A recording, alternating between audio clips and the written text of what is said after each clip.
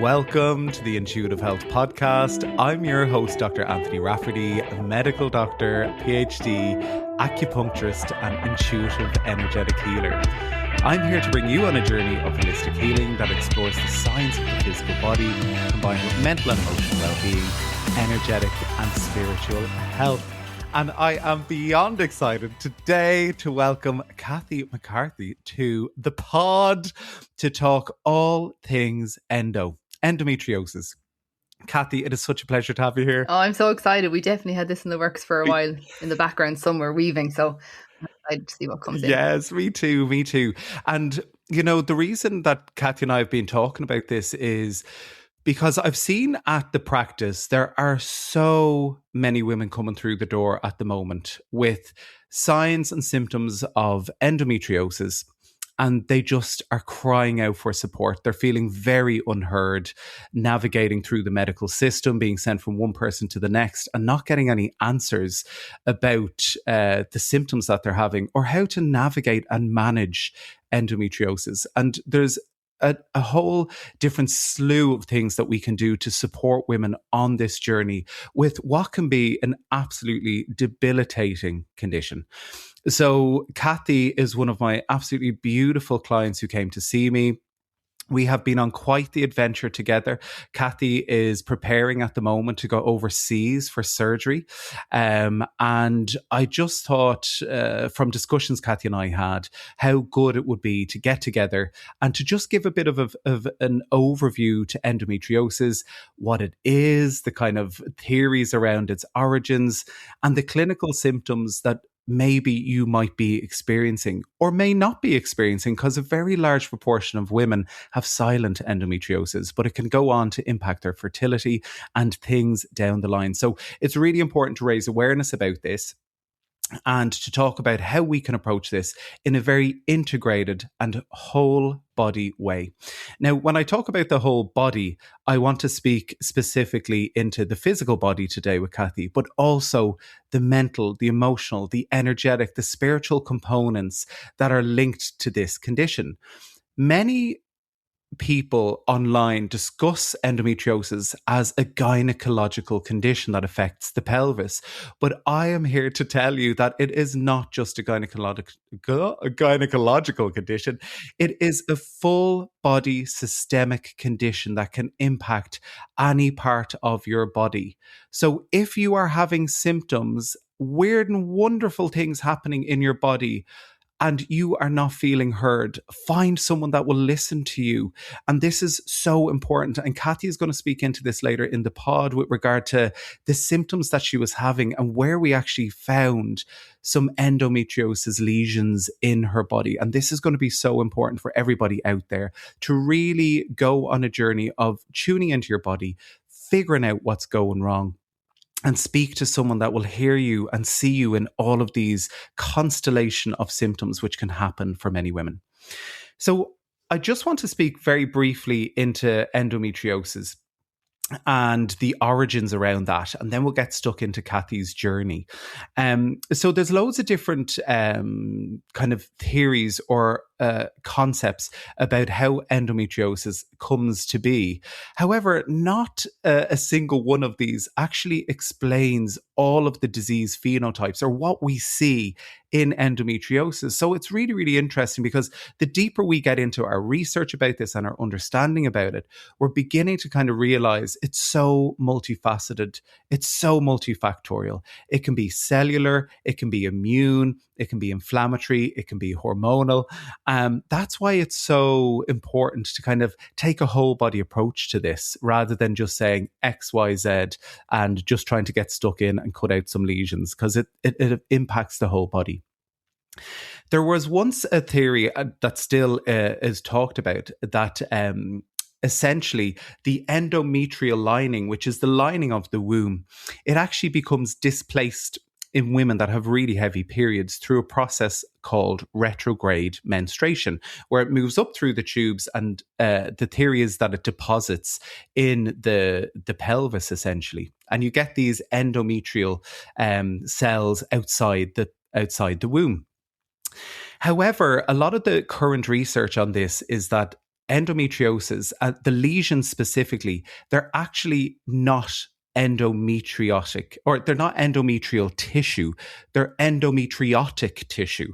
It's actually somewhat like the endometrial tissue, but it's not the same. They have their own way of kind of bypassing immune function, and they become these little kind of clusters or environments in which they can kind of generate their own estrogen. They can bypass some of the signaling in which the immune system would usually come and kill off a tissue where it shouldn't be.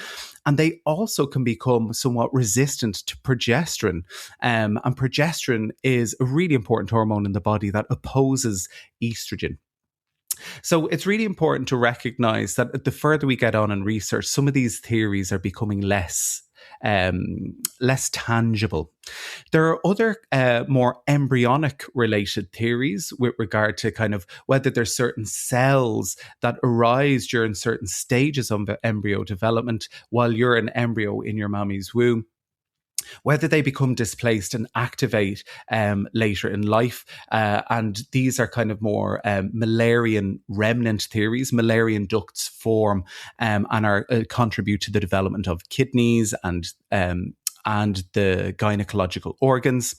And also neonatal seeding, you may read online, in which these cells are seeded during that neonatal period and later go on to evolve into endometriotic tissue. There's also some theories around kind of genetic or epigenetic susceptibility. Now, epigenetic susceptibility is this kind of passing of genetic tendencies down through the family lineage. So it's passed down through your family line. Now, this may contribute to kind of gene expression and the progression or worsening of certain conditions as you move down through the family lineage. But it's important to keep in mind that there are so many different factors going on when it comes to endometriosis that it's hard to pinpoint any one of these theories of origin as being something that basically ticks all the boxes. Now, with regard to clinical symptoms, what we tend to see in clinical practice, or what you're taught in medical school, is that people get pelvic pain. They get pain during deep penetration. That's called dyspareunia. And some women get cyclical pain around the time of pooping. That's called dyschezia. However, I see such a myriad of different symptoms in the women that come to see me. They may have dysuria, which is pain when they're peeing, extreme fatigue. They may present with infertility or issues on their fertility journey. There could be immune dysregulation. A lot of women have co-occurring gut symptoms, and that can be because endometriosis exists in the gut, or it's causing things like small intestinal bacterial overgrowth, a lot of inflammation in the body. The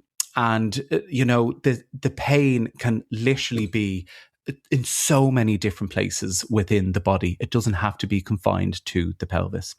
Now, I just wanted to give that tiny little bit of background before we jumped into the conversation with Cathy. And I think this is a lovely segue, actually, for Cathy to come in here, because I'd love to hear, Cathy, what brought you through my door, because your pain wasn't typical endometriosis pain. Yeah, so it was kind of okay, so I have a nursing background as well. So I left nursing actually this time 4 years ago, and that's kind of when symptoms started. But mine would have been like in the shoulder blade area. And I remember I was holding a retreat day, and I just felt like this twinge in my shoulder blade, and I really thought it was muscular. And I suppose, like you're saying, like I didn't have like heavy bleeds, I didn't have like crazy period pain. I had kind of ad hoc moments now that I look back in hindsight where I'd say there's 3 times where I can remember for maybe 2 days in a row I would have like this deep pelvic pain, even when I wasn't bleeding. And moving through a lot of things in life, a lot of change, I just kind of brushed it aside, to be honest. And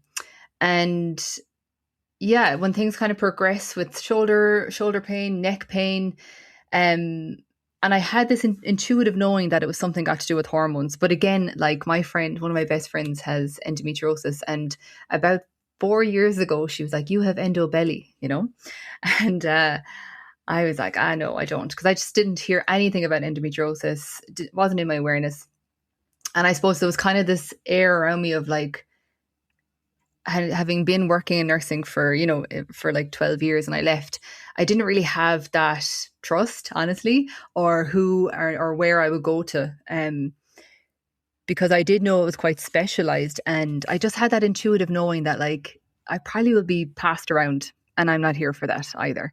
And so forwarding on a few years, things kind of progressed. But it was mainly like, okay, endo belly, like I would have had the bloating, the gut issues for a few years. The pain intensified in my chest, in my lower back, my shoulder blades, like this real hunched, and the best way I can describe it is like a body depression pain, because sometimes it's so hard to put words to this feeling, because people say, well, is it nerve pain? Is it? Well, it's not any of that. It's such a weird, unique feeling. And then fast forward to, I think it was last June, and I was like, okay, I really need to move something here. And I remember I got some hives on my body, and Ailish, who you work closely with from Women's Natural Path, had just put up an Instagram post about hives and high estrogen and this all connection, and something just pinned in me, okay, she's my person now. And that was like July. I did 2 months with her, looking at deep charting like my cycle, but not just my cycle in menstrual and when I was bleeding, but day to day, like pain, inflammation, gut, really fine tuning and giving it like attention. And then from there, it was just like kind of snowballed really. And I knew then that it was you that I would go to, because you have such a holistic view. And that's just, and I really trusted my intuition. Like obviously I work in this realm of energetics and mindset as well. And I'm deeply following my intuition since I left nursing, and really trusting where I'm being guided to. And that was yourself and your whole team. And this is why everything is like fast tracked really in the last few months to bring me up to here, where I fly to Greece in 3 weeks. I'll pause there. Wow, Cathy, thank you so much. No, that's amazing. That's amazing.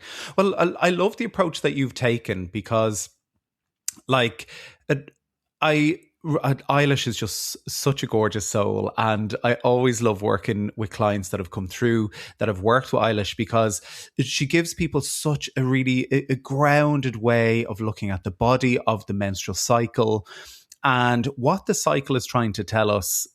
Because the menstrual cycle is obviously one of the key components of women's health, and the cycle tells us so much, so much.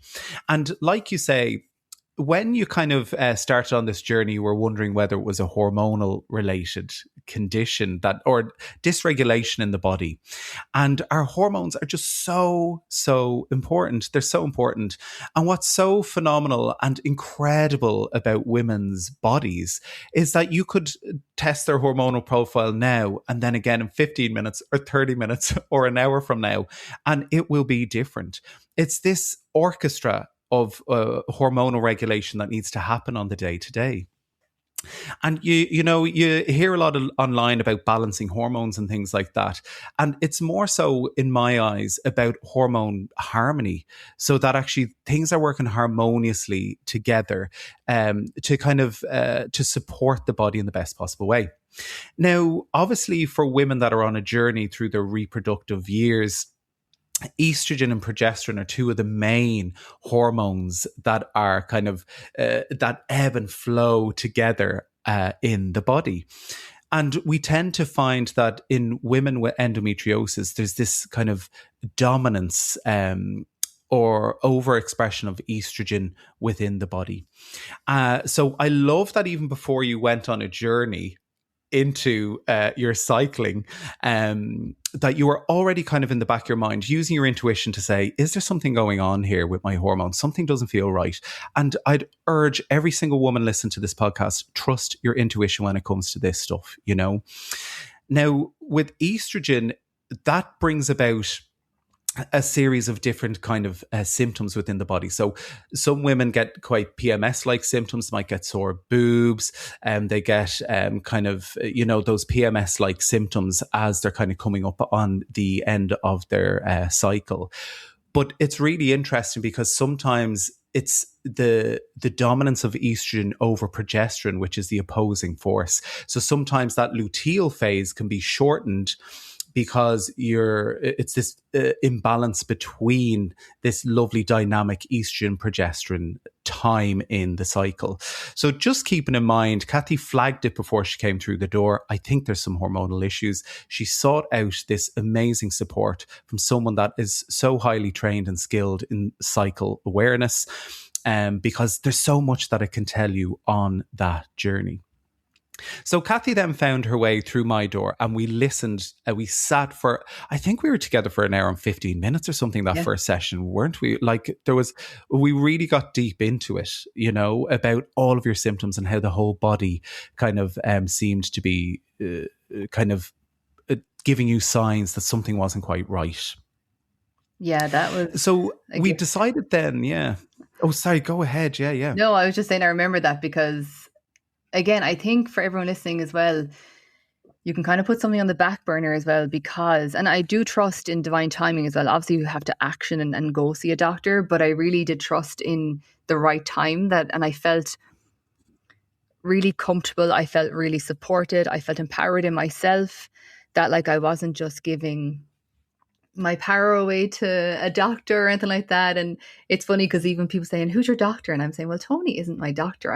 I used his service, and I know we talk about like mindset and personal power, and like that's hence why, we're friends as well now as well. It's like we can have good deep conversations. There's like a kind of a peer-to-peer relationship in a way. And I think that's really important, particularly when it comes to the body and like honoring and trusting what you see, feel, hear, and know with what's going on in your own body. So I remember, sitting there, and when I drove home, I was crying because I just had this like sense of being heard, even though I wasn't outsourcing for years and no one wasn't listening to me. Like I didn't have that experience, but there was something deep within my body, energetics wise and emotional, that I just felt like, okay, number one, fuck, this is happening. Things are moving. And then also like that deep kind of respect and like reciprocity. And I don't know, I felt like from a ancestral and lineage point of view as well, there was just this deep energy of being heard. It was a very collective feeling. So, and I know we spoke about deeper things like that as well. And just, I felt like really significant. Oh, Cathy, that's so beautiful. Thank you. Thank you so much. Because I think that is one thing about this journey as well. I think for a lot of women, especially going through these symptoms, like these can be debilitating day-to-day symptoms, and I think a lot of women have to feel very safe in order to be able to fully explore. And actually sometimes what happens in the body becomes such a baseline of normal for us, we don't realize that it's actually out of normal, you know?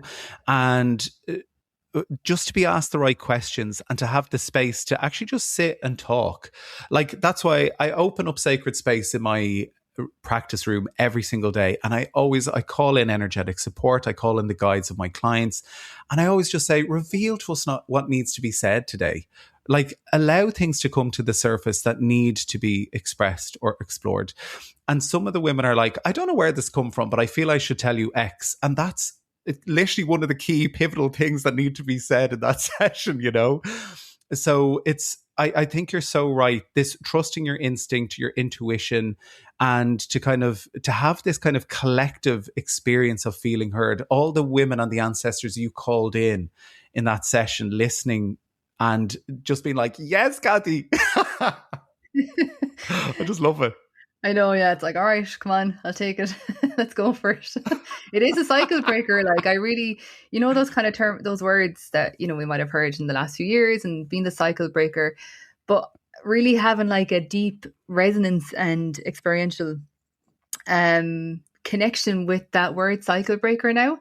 And not from a martyr point of view or not from anything like that, but literally like I can feel it in like my cells. I can feel like the old, distorted way kind of coming to the surface, and like also my own maternal line stepping, literally like my maternal line that's alive right now, stepping up and coming with me to Greece and like really like being there, at the forefront. It feels really like significant, particularly, 2026 and even astrologically going into February as well, when I'm literally flying to Greece, that's the turning point of this whole new collective shift is around the 14th, 15th, 16th, 17th of February. So I don't know, it just feels like, a lot of people are saying to me like, are you afraid, you poor thing? Like, this is a lot. This surgery is very intense. And yes, whilst that may be the case, but I can feel this sense of peace and calm. And mainly because, like, I probably would have said, like, I was in nursing for years, but I'm quite a holistic and organic kind of person, and if anyone ever said to me to go for surgery, I probably would have said no, but instantly, and we can talk about maybe Trish soon as well. When I met her for the specialist ultrasound, when she said, surgery might be an option for you, and I just had this deep, full yes in the body, yes. And I feel like that's because I've trusted that and heard that, it's led me to a place of like, okay, calm, if that kind of makes sense. So I know people, when they think of surgery and flying abroad, and some people have said like, how are you finding, like, geez, you have to go to another country? And honestly, that hasn't fazed me at all, because I feel that sense of personal power and my intuition is guiding me there. So if I wasn't being guided by intuition, I would probably be feeling a bit way more uneasy, chaotic, not like grounded. But I just feel like,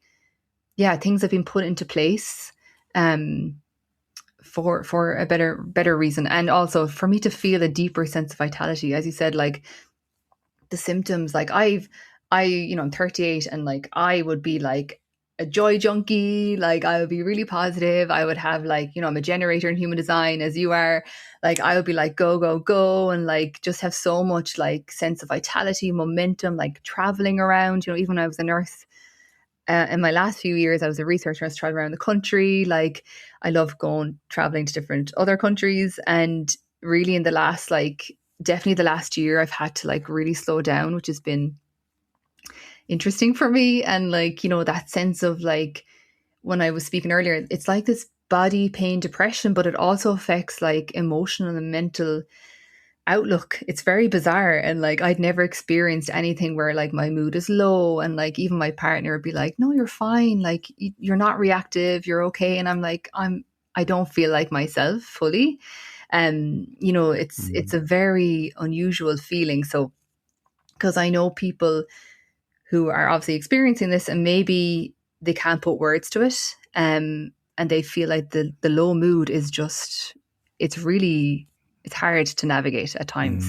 And just feeling into that excitement, like when I go to Greece and when I come back, and when I'm over there recovering, and just feeling into that like gratitude and excitement for like, fuck yeah, like, like the best is yet to come for me in a way. And really feeling into that future outlook rather than the future outlook of like fearing surgery or recovery or anything like that, I think. And that's where the mindset comes in, and the trust. Yeah. And thanks so much for that, Cathy, because I think what you're speaking into there is what I tend to see with so many clients. It's this physical body issue in which you have systemic inflammation, and the inflammatory cells that are produced a lot of the time, they're capable of crossing what we call like the blood-brain barrier. They can cause this low-grade inflammation, cause brain fog, and this kind of sense of fatigue. And when you have kind of hormonal dysregulation going on in the body as well as that, and then all the other knock-on impacts like gut-related issues, kind of histamine-related issues, all of this stuff, it just creates this physical body disturbance that impacts people on such a deep level. But also what you're speaking into there is the mindset, how it impacts your day-to-day world, your emotional world. And what I tend to find, and this is one thing that I say to people now, I think I've become so much, it's so much more than a physical body doctor, but it's almost like a soul doctor, because actually it's the soul sickness that people go through as well. How do you support people through this journey of sickness on a soul level, where their whole energy system feels depleted? And it's so fascinating because you speak into being a generator there. I'm a sacral generator, which well. You did my amazing chart. But it's so fascinating because obviously, like, I see so much creative life force energy moving through the womb space, rising up from the depths of the pelvis for women. And when you have inflammatory conditions that cause deep energetic turmoil within those energy centers, creativity will be depleted. How you channel that beautiful divine feminine essence and connect in with that sacred portal of creativity, like it's no wonder it has a whole knock-on impact on your whole world. So I'm so glad that you're kind of speaking into all of these different facets of how it impacts women, because I think sometimes, like, you can't put it down to a triad of clinical symptoms, and that's usually how we're assessed through the mainstream medical system. But as Cathy's speaking into here, this is a full whole body situation in which every aspect of her being has been impacted by this journey. So thank you so much for sharing that, Cathy. Yeah, I think even when you spoke about the brain fog as well, like I remember in the last year trying to look for words, and that's quite upsetting sometimes. I remember like my partner Dave would be like, "Oh, I don't think you said the right word there. It's this." And then a few months ago, I was like, "Oh my God, like this is just like," that was like frustrating. My not self theme as a generating human design. I was just like, what the fuck is this? Like, I'm trying to speak and interesting enough though, when I was, because I channel as well, I'm a psychic and hold retreats and everything like that. And it's interesting. I'm like, thank God I do what I love, because if I was still in nursing, I know I would be out like sick, and I don't say that word lightly, but like that level of like multitasking as a nurse in 12 hours and just all that, I just wouldn't be able for that focus and that, like, because it wasn't an alignment for me to stay there. So if I was still there, I probably would be out. But this role that I have now, like even having, I've kind of like slowed down. I've had to slow down in the last like kind of 4 or 5 months and do less trainings. But my one-to-one sessions, thank God, are still like this joy and this like creativity and that energy moving through the womb, which is my sacral, and my channel is still on point, because it's like, and I'm just sharing this because I have a focus point and I love what I do, obviously, and I'm here to support clients deeper into their purpose path. And so why I'm sharing that is because on the days when I feel like, some days I like, every day is pain, right? And then some days is a lot worse, obviously. And then some days it's just physical pain. And on the days when it's really mental and emotional, it can be hard to get out, like to go places. Just from a motivational point of view. And it's so weird because internally you could be like, I know that if I go somewhere or spend time with friends, I'll feel a lot better. It's just this weird, like, yeah, it's hard to describe. It's like you kind of see yourself, you're outside of your body almost, like, and it's like, is this really me? So I find it really beneficial to like, no, let me go for my nature walk and let me still like have amazing one-to-one psychic sessions or whatever, mentoring sessions. And even from those, I have this like joy oozing from me, and I feel actually so much better during the client session and afterwards, because I'm focusing on what I love. I'm focusing on moving the energy through my body. I'm focusing on one, like that connection as well. Like anyone who knows human design, I have a 4 line. So having deep, meaningful interactions really enhances my creativity and my well-being, which is my health, emotional, mental, physical. So I think anyone who's really stuck in that, because I can understand that energy of like, oh, today's just a shit day. Yes, you can lie down, take your time, but then it's like, let me do one thing, maybe call that friend or meet them or whatever it is, and just leave the house or the apartment. I'm sounding quite depressed here now, even sharing that, but that's the reality of it. Sometimes for people, it can be such a low vibe inside them, and there's a frustration that builds because they're like, this isn't really me, like, so it kind of lowers the vibe even more. So I feel like do more of the things that bring you joy, say no to what doesn't bring you joy, like, put boundaries in place, less people pleasing, be honest about how you're feeling, but then also don't stay in that emotional and mindset of, this is terrible, and self-pity and victimhood. There's a fine line and a balance by, acknowledging how you feel and not suppressing that. And then also like, okay, let's move on a little bit. I hope that makes sense. That's kind of been my Yeah. experience, and not really like, I don't use the term. I'm not like, I have endometriosis. I try not to be anyway at all. Like, or I try not to be like, I'm definitely saying, I know it's out there in the medical world, it's chronic, but for me, I'm not taking on that story. Like that's, we know when you spoke about epigenetics and like mindset, and like the body hears and the cell hears how you're speaking to it and how you're sharing to the world. I have this, I have this, I have this, whatever it is, in any ailment or medical diagnosis. And it's like, you're not just that. So for me, I just personally say I'm experiencing Mm. endometriosis at this time, and this is what I'm navigating, and not letting it like take over like who I am. I love that, Cathy. Well, this is so it's just so interesting that we're kind of going into that space with things because, on a cellular level, like you say, you and I believe that energy is everything. Like it's literally everything. And it's really, really quite fascinating when we look down at a cellular level. Like DNA vibrates at a certain frequency. It's vibrating, it's energetic. And that's at the core of the cells in your body. And, there's been so much coming out online and things like that now with regard to the impact of our words. They're literally like little spells that kind of cast a spell in the world around us. But how we speak to ourselves is just so important. And I think I really love that you've highlighted that in a lot of ways, because that's one thing on this journey as someone who was trained in Western medicine. We look for what the diagnosis is. We give people a diagnosis, and it's essentially like you're putting them in this little box that's how they live now.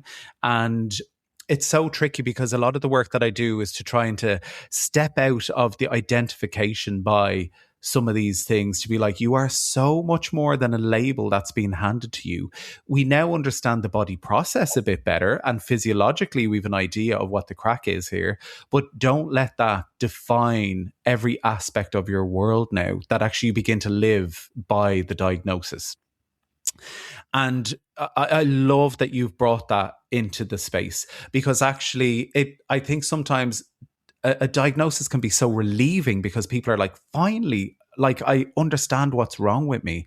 But they can be very limiting in some ways from a mental perspective, creating these limiting beliefs about how you can move forward in your world.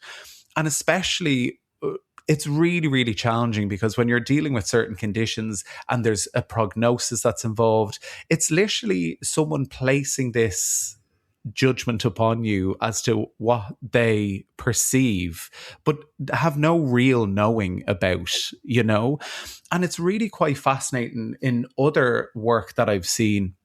I work, I'm very good friends with this beautiful guy who does a lot of work with kind of end of life over in Canada. And over there, you can opt for kind of to end your kind of human journey yourself if you're going through certain terminal conditions and this, that, and the other. But he was saying what's really interesting is when people set the time or the day in which they want to move forward with kind of ending their physical life, a lot of people actually pass themselves within the days leading up to that. It's almost like, like we had such a huge discussion around this, and he said there's literature around it. It's almost like you're telling your soul, actually, this is the time now. And I find that utterly fascinating, the power of our mind in so many ways. It just goes to show you the power. Oh my God, yeah. It's funny because I worked in end of life care for a year, so I'm like bringing me back there, and that like just that whole death, rebirth, and interesting because I pulled cards just before we come on, because you're also creating a gorgeous deck, and I've just created mine, and it was the rebirth card, and I was thinking this whole everything like this, and even I can channel now, I can hear it's like endometriosis, and that like whether it's excision surgery or whatever it is, it's like it's momentum, it's cyclical, everything changes. So it's like, and it's okay if I share this because I can hear it coming in. I started acupuncture as well a good few months ago in this whole process, and she was also doing cupping, which is an ancient medicine practice. And I remember because the pain was just so, it's like it's just all up here on my neck, and it's just tightness, constriction and everything, right? And that's only one part of the pain, but that's eased a bit since the cupping. And she was moving the cups everywhere, and obviously I can hear clairaudently, and psychic is my main job, obviously. And I remember she was moving the cups and I was lying flat in the bed. I just had this deep sense of like, the energy moving through me, and I can feel her with the cupping. It moves stagnant energy, and gets the chi and the life force moving. And I just felt this energy of death, right? And not in the sense that obviously, other people probably listening now are like, death, really? You're not afraid? But obviously, I worked in end of life care. It's not about that. It's like the energy of rebirth and dying. And I could just hear and feel this is the old paradigm, the distorted masculine. It needs to get out. And I'm not saying that everyone has to go for surgery or anything like that, but it was almost like pinpointing these things, and I could actually feel it wanted to come to the surface and be removed. And even while I'm on that topic, my mum is coming over with me, and my aunt is like, I'll come too. And my maternal line, right? And really, really stepping up. And I'm like, great, please, that'd be fantastic. And I was booking flights because everything has to be in my name for going over there, etc. And my mum sent me her passport, and I had this reminder. I obviously knew this because I'm deeply connected to Mary Magdalene and Yahshua over the last few years, that both my mum and my aunt, their first name is Mary. Mary. So Mary and then The Magella two and Mary Marys coming Catherine. over with it. Yeah, and that whole but really feeling and seeing it in the physical now, that quantum break or that cycle break or whatever, and that ancestral pattern, and really stepping up. I know there's a huge, I can feel it emotionally as well. There's a huge retrieval of energy, I hear as well, and retrieval of that life force, particularly now in 2026 as well. So that's my own personal experience, obviously, with the energetics and the ancestral, and then hearing, I can almost hear the cells and the DNA speaking, and I think that's why it's so important when we speak about how are you speaking to your body, I'm not oh my God, okay, obviously I've put on weight as well in the last 2 years, not ideal, but I'm really thankful for my body that it still allows me to walk, that I can breathe, that I can dance, that I can smile, it's having that gratitude for what we have now. And then also hand on my womb and my heart and being we've got this, what do you need? And you said that earlier, speaking to the body, what do you want to reveal to me today? And not rushing through life being this is so shit. And obviously there will be days for people when it just gets a lot. But I think it's really about, and I find endometriosis maybe is that journey of really reclaiming and coming back to the sovereignty of the body. Obviously there could be easier ways. But there's something through that, yeah. I definitely feel this collective journey with the divine feminine at the moment, and this kind of purging of these energies, and these women going through really deep death and rebirth cycles at the moment. It's interesting this week, kind of that I've seen such shadow in my meditations and connecting with spirit over the last week. Now, there's obviously collectively so much stuff going on, but it is wild, because usually when I go through my death and rebirth cycles, I very much do them in shamanic style, where guides come and basically tear my bones and my tissues and everything, and crows come and feed on my body. It's literally a spiritual death that I'm seeing in the astral realm before I'm reborn. And it always is really confronting at the time, because I'm oh my God, why is there such darkness in in my meditation or in my shamanic journeys? And then it's always oh, actually, because this is preceding something huge that's about to unfold, So obviously I work so much with the energy of the divine feminine and do women's work. So working with the womb. So it's almost the experience that I have on my journey to be able to then hold all of these beautiful women in a deeper and safer way. So it's almost my evolution occurs alongside the collective evolution for all these really amazing and powerful people. It's just so so incredible. And it's amazing to see kind of this surgence of all these different conditions. And like you say, what is being purged from the body? What does the body want us to hear and see? And what does it want us to actively engage in healing? And Mm. like you say, we heal on a personal level, we heal on a lineage level, but we also heal on a collective level. So I love that you mentioned my Oracle card deck. Thank you so much, because I'm super excited about it. But the card that I drew during the Omen Days journey for February was the Red Dragon, Oh, which was yeah. all about fire, which I always see in the energetics of endometriosis. But it's also about death and rebirth, like this phoenix rising, this red dragon that burns down what no Mm. longer serves, you know? So, and it was so funny because you and I were interacting on Instagram about our pod recording, and you sent through that gorgeous little like the little red dragon, the phoenix, and I was like, oh my god, this is so aligned for Yeah. February. And the eclipse is from the 17th. So I fly the 14th and my pre-op is the 17th and my surgery is the 19th. So I'm literally in the depths of the eclipse. And then obviously that's the start of the fire horse Mm. energy as well. And like that, it's just like, like kind of like, yeah, claiming that inner fire of like, no, fuck yeah, like I'm not gonna like continue on living like this for years and years and years. And obviously, if I went directly to the HSE, thank God I'm not like other women who've been waiting on waiting list for 10 years, whatever. But I'm like, sometimes you got to just take yourself off the waiting list and go find the people and trust yourself. And if that means, and Yeah. here, sorry, now this is my energy of like my gate 51 in human design coming in a bit like of that shocking, but like you gotta trust your intuition. If that means you gotta spend more money, like, go for it.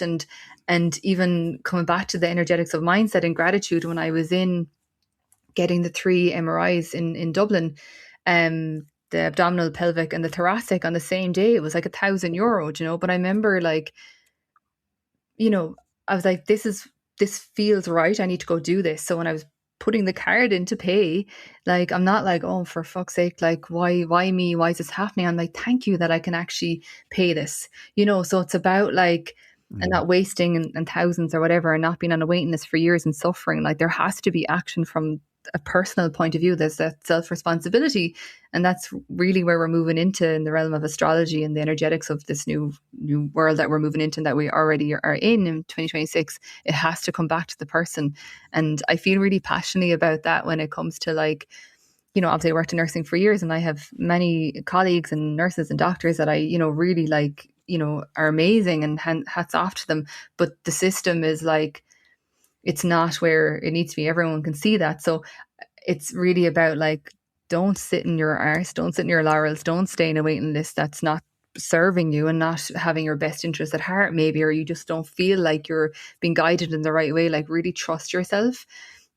And I've shared like yourself, Mm. Trish, Ailish on Instagram for the last few months because obviously I trust when I need to share about it. And it's so important that like there's people out there like yourself and Trish and also who've left like, public system because they want to support people in a holistic way and give people the time. And it's like, I'm so grateful that you're even around and you're existing and like you took the courage and stepped out and are doing a different way, which is what is needed. So yeah, I feel like self-responsibility when it comes to this as well is really, really important. And I know that may trigger some people in some way to be like, yeah, like, I want to be supported and helped, but I feel Yeah. like you have to make the moves yourself as well and trust yourself and also back yourself. Like I heard from different people that I know close to me, like just go on the waiting list. I'm like, are you for fucking real? Like this is getting,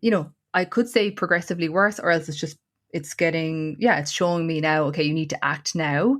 There's no way I'm going to sit in this out of fear of not having enough money, or if something goes, whatever it is, I'm not going to sit in a waiting list, just because I might get it for free Mm. in 2 years when maybe I might be able to have a child then, or like just, yeah, like really follow your own truth and don't people please or sit and back Yeah. and ask other people's advice. And like, especially like an older generation maybe who don't understand actually there's a different way of medicine.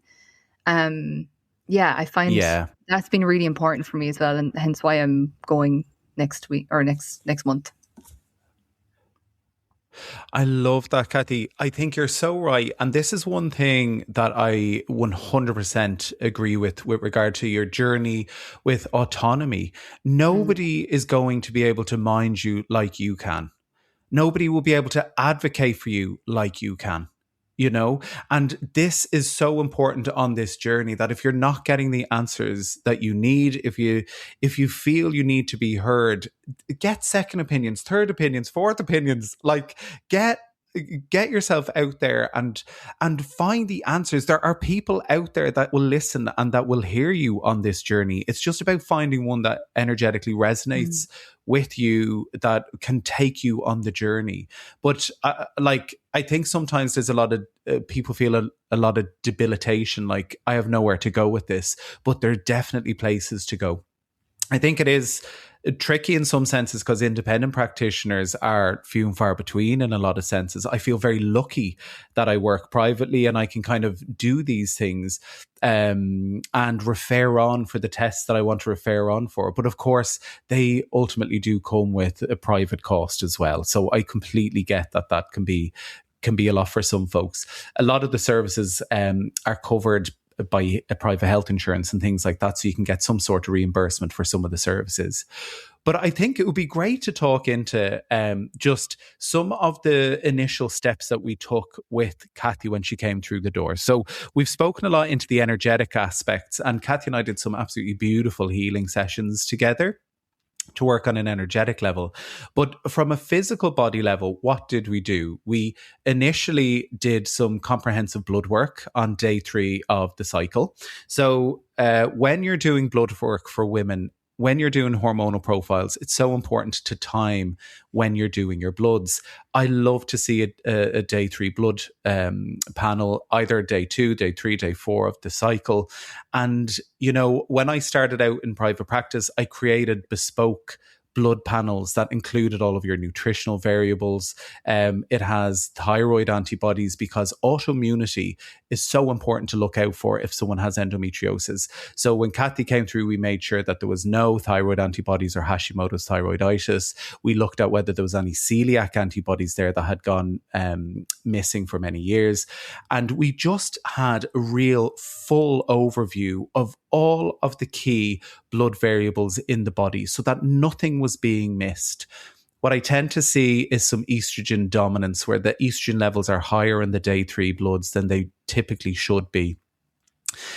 So that was a kind of a telltale sign when I start to see stuff like that coming back. Also, what I'm tending to find in some women on day 3 bloods is there's imbalances in testosterone levels, which is an androgen, and imbalances in the ratio of luteinizing hormone to follicle stimulating hormone, LH to FSH. They are key markers for polycystic ovaries for me, if there's any distortion in those. And there is so many women coming through with PCOS and endo. It's actually scary, this overlap. And it's so wild when you think about it, because I think there was this kind of concept that it was like, well, endo is estrogen dominant, PCOS is more androgen dominant. Like, they won't co-occur together, but I'm absolutely seeing it. So it's so important that you get a real comprehensive and full blood work at that stage. Also, we did a blood test on peak plus 7, which was 7 days after ovulation, to look at the ratio of progesterone to estrogen for Cathy, and just to see what ovulation looked like and what her mid-luteal phase progesterone was looking like. So they were the key and core blood works that we did. Is there anything you'd like to speak into there, Cathy, based on the blood work that came back and what we kind of looked through? No, I think it was like everything was, yeah, it was just easy as well. Like you had it all laid out because obviously from our initial consultation. Yeah, no, I think, well, and also like I didn't even know if I was ovulating because my cycle was kind of like, and is maybe 22 days. So it was really good to kind of, yeah, have that expert guidance. And it was just easy. It was just easy. Yeah.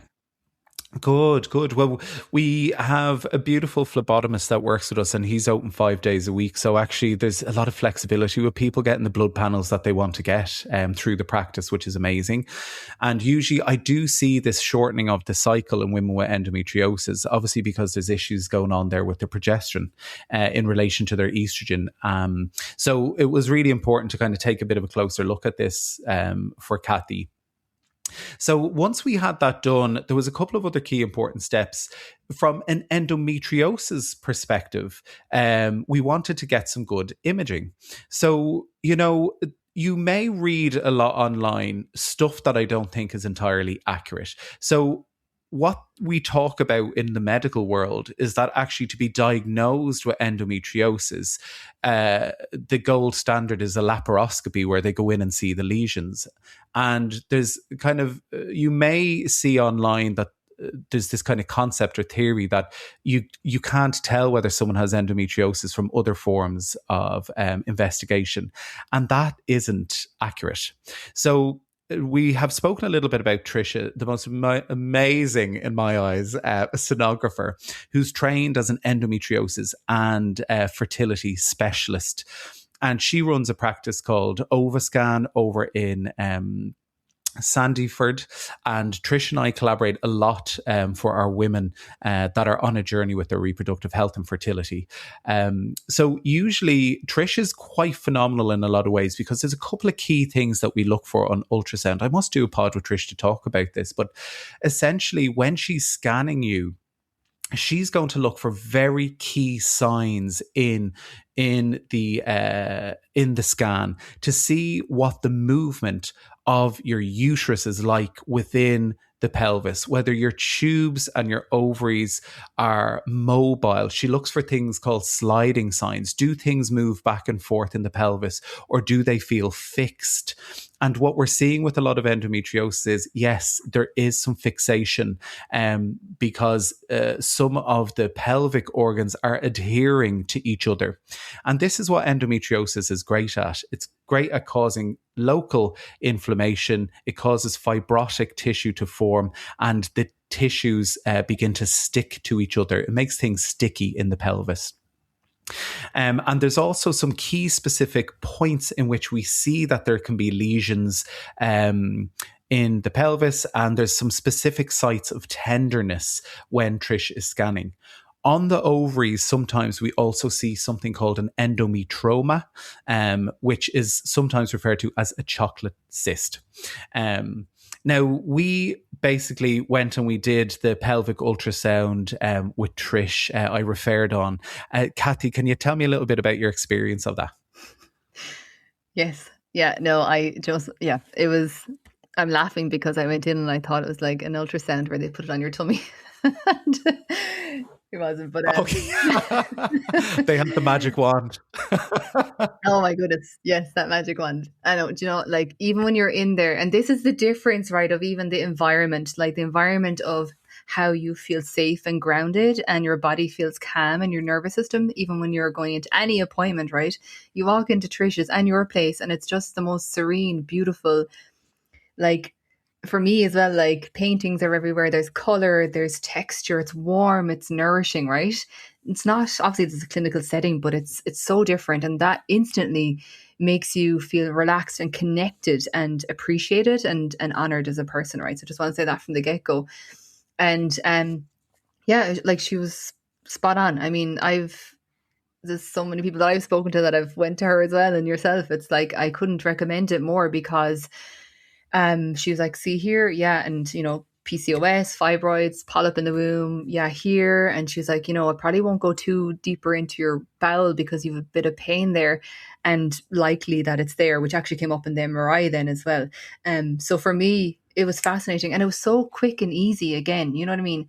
Like whatever it's the value that you get for what you pay and for the answers, and the direction then from there is like priceless. So I found the whole experience, do I say beautiful? No, it was really, really good. Yeah, it was perfect. Like it just, led me Yeah. on to the next step. There was no wishy-washy, like maybe it's this, maybe it's that. It was like, okay, this is the plan of action next. And she spoke to herself and we all spoke together. Yes, let's go from here. And hence that was only, I mean, I went to her, I think the end of October, do you know? And then November was the MRIs and December was really in touch with the clinic in Greece. And then here we are, you know. Amazing, amazing. Oh, Trish is just phenomenal. Her reports are incredible. And usually what we do is if we get something back on ultrasound, because Trish has such a keen eye for endometriosis, it's one of her specialty areas. I always like trust what comes back on her reports. It's phenomenal. So much gets missed from other places. A lot of women come to me with or with ultrasound reports, and I'm like, I'm sorry, but you need to go back to Trish to make sure nothing was missed. And inevitably, in a lot of the circumstances, there has been something that hasn't been seen. Yep. So usually what I tend to recommend as a great baseline is your baseline bloods timed for specific stages of the cycle and your pelvic ultrasound. And now this applies to all women going on a journey with their reproductive health, whether they're querying PCOS, whether they're querying endometriosis, whether there's fertility related concerns or just cycle irregularities.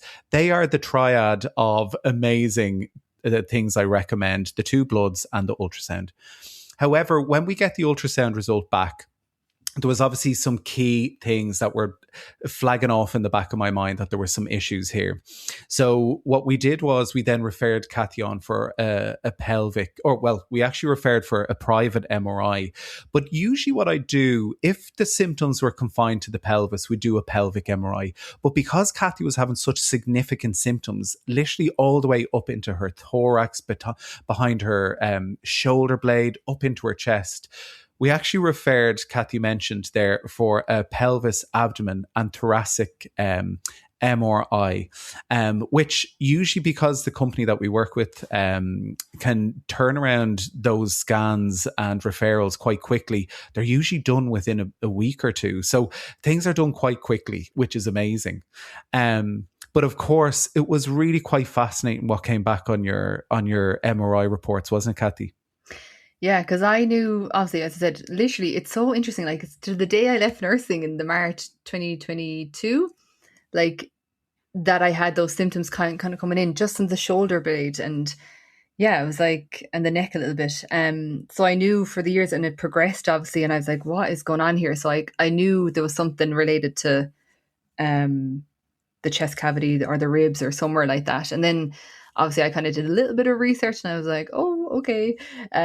Because, you know, people would, as you said, like associate endometriosis definitely just with the womb and the pelvic floor and the pelvic area and the bowel, etc. But I'm finding a lot more people are experiencing it in the chest. So yeah, there was a nodule. And for me as well, I experienced over the last few years on the right side. But actually what came back on the MRI was a nodule on the left side, and it's one of the rib bone. There's a little nodule there, and honestly, it's like that was an emotional roller coaster as well. Afterwards, yes, there's this like, okay, amazing action, but again, to allow.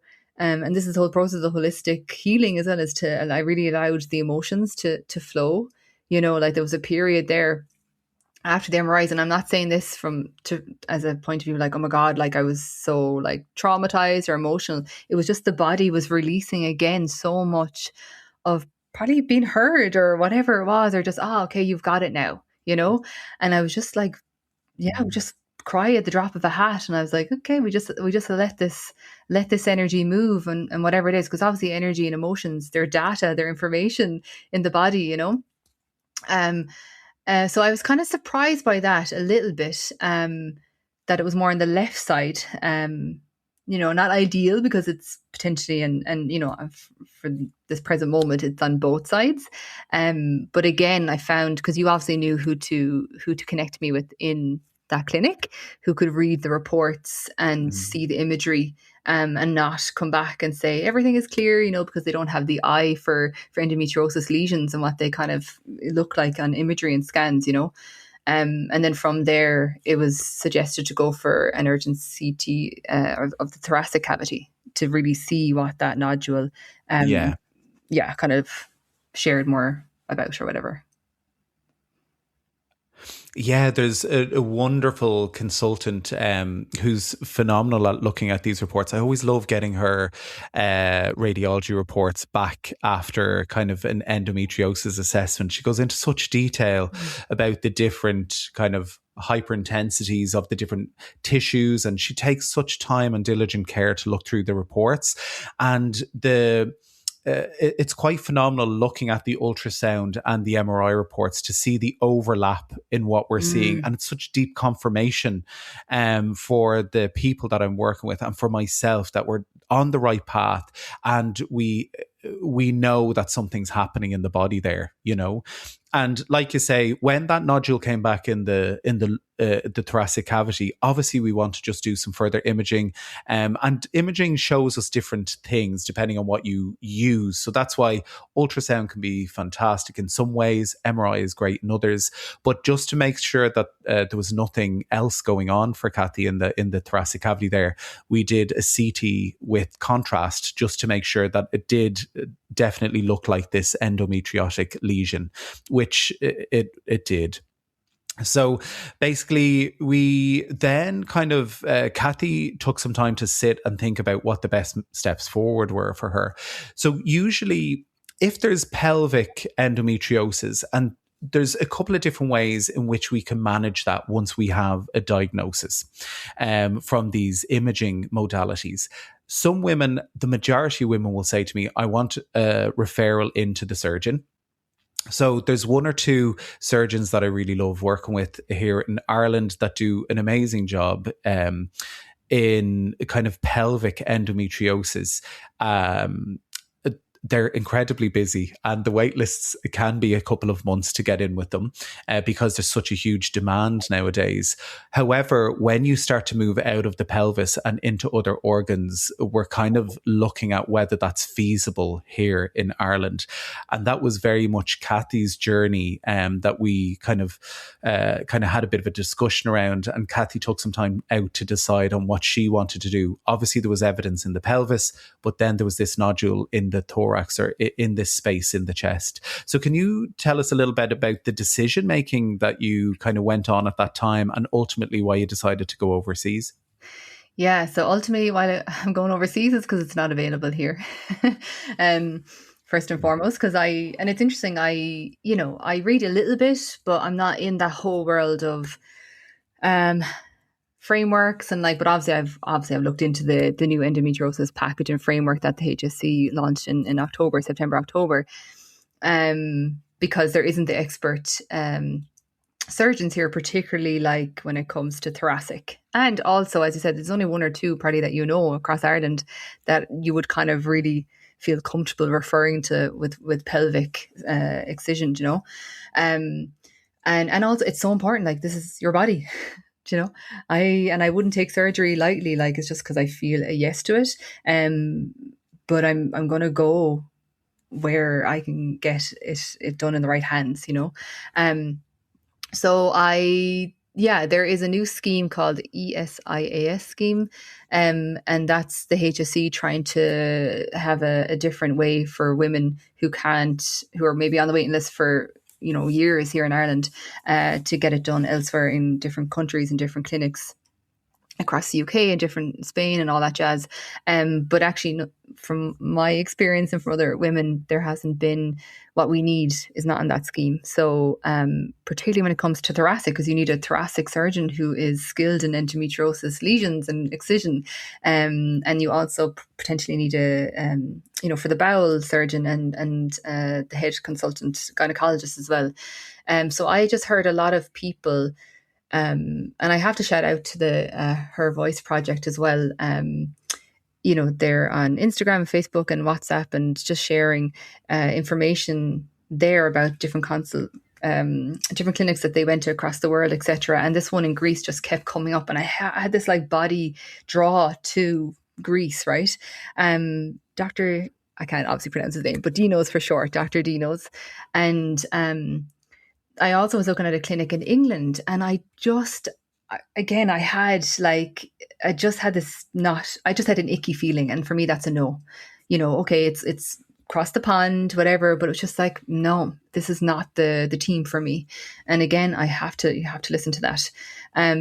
So when it came to Greece, I was just emailing him, and the nicest surgeon, doctor, person, and again, what I spoke to you about at the start here and when we press record is that, like, even me going to you and, like, seeing it as a peer-to-peer almost as well, and not like white coat and like surgeon, and like, geez, if you were emailing a surgeon in Ireland, I'd say you wouldn't get you might get an email back for however long, and this was on a Saturday and Sunday, and I shared the images with him, and like, just really, really kind, and again, upfront, and there was an action there. And I had just said to him, look, things are progressing here with me in the last like few weeks again, and I'm quite flexible when it comes to traveling over there. And he was saying, just leave it with me, because obviously your case is a bit more complex with regards. There is a thing called VATS, so video assisted thoracic surgery, and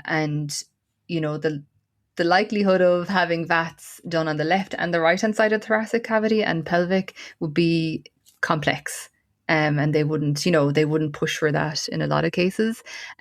So yeah, I had to pick a day. He had to pick a day where the three surgeons were together. And yeah, I'm just kind of taking it step by step, to be honest. Like, as I said, I feel calm about it. I feel, supported, like my mom, my aunt, yourselves, and also just me. I feel like I'm making the right decision. I'm very conscious of not listening to other people's stories too much, because again, the mindset, and everyone else has their own experience of different surgeries, etc. And I'm just step by step, and it feels like a really, really good decision. Like 5-star reviews from the whole clinic over there, the nurse, just really personable, caring vibe is what I'm getting, and that's what's needed. And particularly, like, I left nursing for a reason, and I really want to be held and to be supported by someone who has the best interest at heart, and I really do feel that. So that's kind of where it's coming. And again, like, I mean, this decision was made, I think, the start of January. I got the dates to fly over on the 14th of September or February. So flights are booked, Airbnb is booked, depending on how long I have to stay in the hospital and all that jazz. Yeah. Yeah, wow, Cathy, that's amazing. And so Cathy essentially reached out to the clinic, had these beautiful interactions, was able to send over all of the up-to-date bloods and imaging that we'd done, which preceded her contact with the clinic. And then I wrote a referral letter for Cathy to accommodate or to accompany all of these documents. So essentially, Cathy is ready to rock now for her surgery. However, there was one other component of how we approached Cathy's journey as well. Because we take, like we were saying at the very beginning, this very integrated and holistic approach to things. When Cathy came through originally, she described this endo belly that was happening. Now, what I tend to find in women that are on a journey with endometriosis, obviously there can be some endometriotic deposits around in the bowel. But also, I am seeing more and more gut dysfunction. So, gut microbiome dysfunction, issues with the type of bugs that are kind of living in the gut. And for some women, I'm also seeing something called small intestinal bacterial overgrowth, which is when the bugs migrate from the large intestine into the small intestine. Now, there's a couple of different types of SIBO, S-I-B-O, small intestinal bacterial overgrowth, that occur. And essentially, there's specific types of bugs that produce different types of gas. So the ones that we test for with breath test in Ireland are methane dominant or hydrogen dominant bugs. Methane dominant tends to cause kind of more constipation-like symptoms for people, whereas hydrogen dominant can kind of flick between loose stools and constipation. Now, you may hear this referred to as small intestinal bacterial overgrowth or intestinal methanogen overgrowth if you're reading about this online. But I always kind of tend to recommend, if there's some gut disturbance, that we potentially do some SIBO breath testing. And then what does that look like when we move forward to actually support your gut on the journey with endometriosis? Keeping in mind, the gut microbiome it's so important on your journey with your immune system and inflammation. About 70% of your immune system actually resides in specialized tissue behind the lining of your gut. And so there's this complex interaction continuously between your gut microbes and your immune function and your immune system. There's also one specific type of microbe that's been found to be very linked and dominant in endometriosis, which is Fusobacterium. So it's really interesting to kind of see if we're kind of doing microbiome tests of the gut or the vagina in some women that have endometriosis, that this bug is creeping up in these reports that I'm getting back. Now, the gut itself also, there's a really special function, or there's a community of bugs called the estrobolome, or this community of bugs that basically regulate estrogen. So it's estrogen microbiome, so it's estrobolome. So the gut is really important in regulating estrogen in this estrogen dominant condition. And also the liver is so important when it comes to estrogen regulation, because it can process estrogen and it can excrete it in bile and urine. So the gut and your liver function are going to be so important on this journey. So nutrition is going to be really, really important. Appropriate supplementation and supports for your gut and your liver are going to be so key while you're on this journey. So can you speak a little bit, Cathy, into kind of the gut support that we kind of put in place for you? Yes. It's interesting we're recording this today, because I think about 3 days ago I had this really big epiphany of like, oh my God, this is finally working. Because obviously when you have a beautiful member that you refer out to, a functional nutritionist, and I think I started working with him in November. We had an hour consultation, and then every second or third week we'd meet for half an hour. And it's so interesting how the mind can, habits and everything when it comes to eating and food. We all know that like gut microbiome, like really, it was like starting afresh with my diet, and there can be such resistance to that, right? So again, I love the way when I went to you and you're like, yeah, I'll send you to Francesco. He's fantastic. And I was like, yeah, great. This all feels good. Thank God. I didn't really know fully, because not in a bad way, just from habitual wise of like, nutrition and everything. But it's been honestly fantastic. He, like the detail of what we went through at the start. And I was telling him, I had a call with him yesterday that I went out on a double date on Friday, and I had an Indian. And to people now, that might sound like whatever, but like for the last year now, I had symptoms of, you want to say IBS or probably SIBO and all that jazz with endometriosis, for the last 8 years, just kind of out of nowhere. One day it just turned.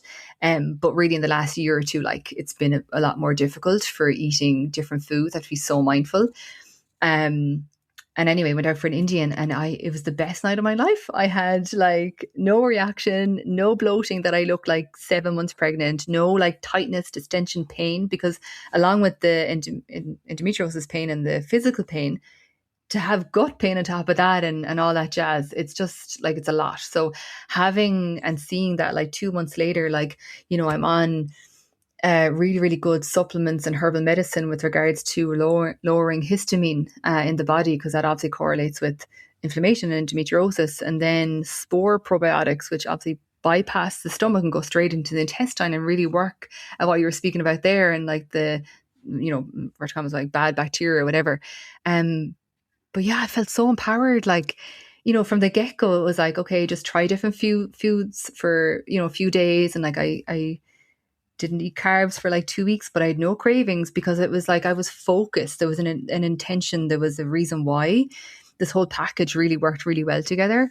So I really like hats off to you as an MDT for that. Like, yeah, I feel really good and empowered and less sluggish, and like less like, oh, I feel fat. Like as a woman, like when you have bloating and like, I'm like, people probably think I'm like, not in a bad way, it's perfect obviously, but like 5 or 6 months pregnant, but I'm not. It's just whatever is going on. So to really see that now, particularly after like 2 months of working together and the gut and everything, oh my God, like I'm so grateful. And I'm grateful that I stuck to it as well. And I had the understanding of why I was doing it. I think that's so important.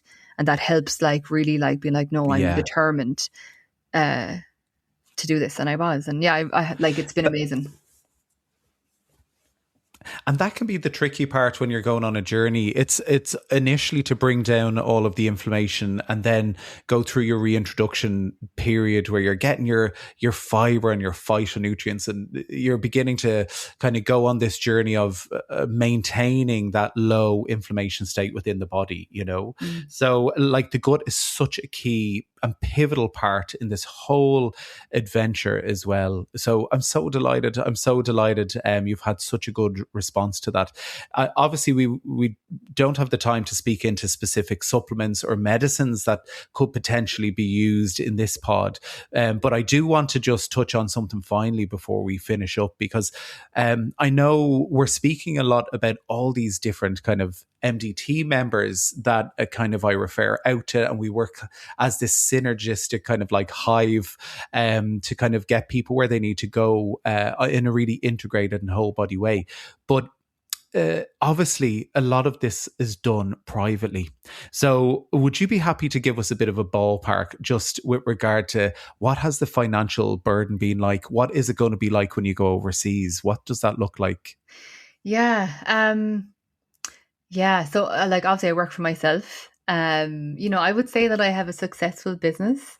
Still do. Created the Oracle card deck, so to take some time off work for that, and I've really had to slow down in work. So, and I'm not getting into the energetics of lack or anything like that. However, I've definitely, up to this point, a good few grand, for sure. And then I've been quoted. We won't know until the extent if I need the VATs on both sides of the thoracic and the rib and diaphragm area and all that jazz. I've been quoted a minimum of 15,000 for Greece, and that's not including flights and accommodation, obviously.